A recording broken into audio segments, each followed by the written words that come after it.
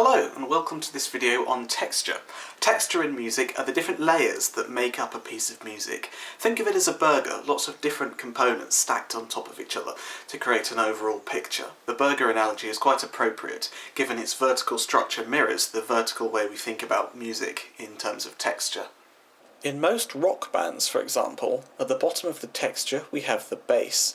The bass guitar, being the lowest instrument in pitch, is at the bottom of this vertical order.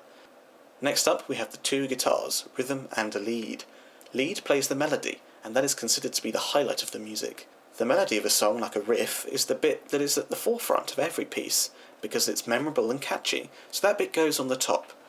The rhythm sits underneath the riff to support it, but its generally higher pitch means it sits above the bass. The drums have no pitch, and so they're excluded from the stack of pitched instruments, but it's still considered to be underneath the overall texture because the rhythmic backbone that the drums provide is a foundation for the piece. Apply this principle to any ensemble, be it an orchestra with hundreds of instruments, or a ukulele band.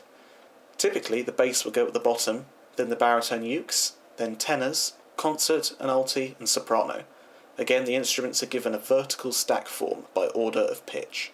However, we can also think about music horizontally.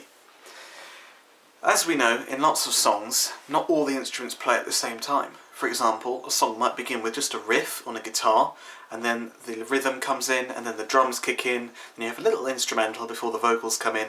Then there might also be reductions or thickening of texture, maybe some violins come in, or maybe it just drops down to the bass and drums. If three ukuleles are playing, it's going to be louder than just one ukulele playing.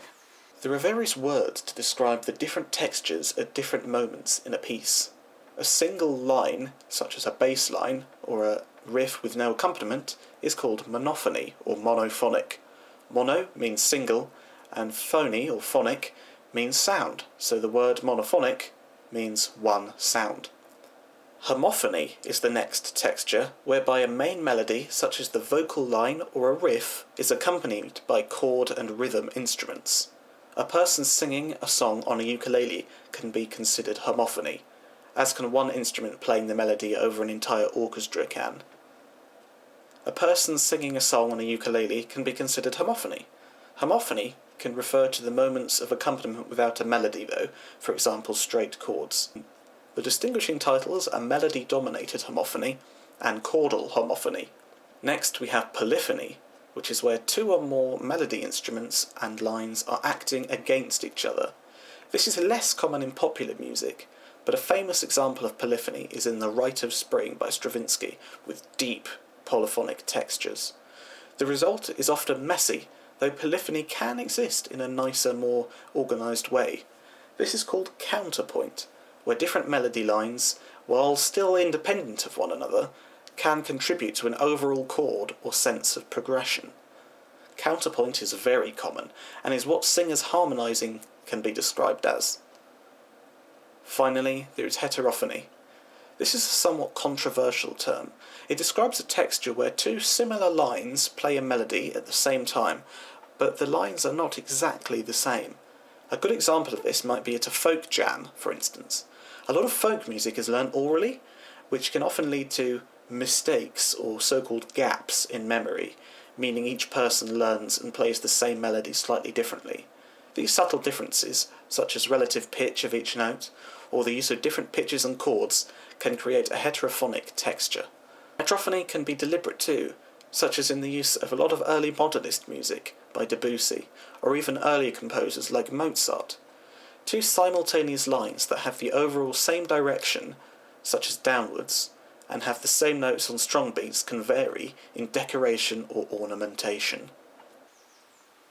What's ornamentation, I hear you ask?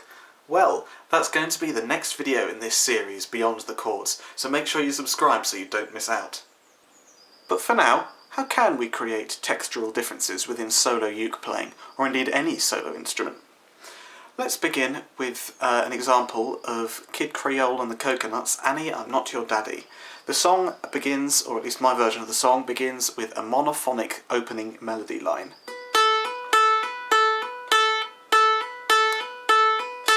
And the second voice comes in, and now I'm in counterpoint. Three-part counterpoint. Now I'm playing melody-dominated homophony. Now I'm just playing chordal homophony. They say that all is fair in love and war and child believe it. And now I'm in melody-dominated homophony again. Now I'm back to chordal homophony.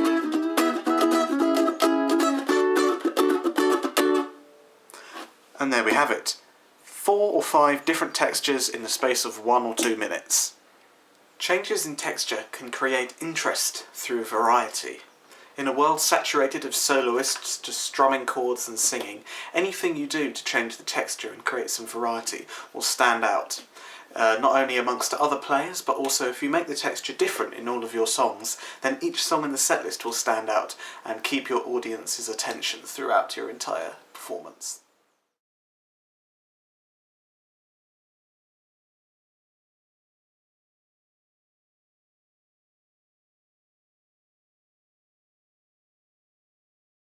Hello and welcome to this video on texture. Texture in music is the thickness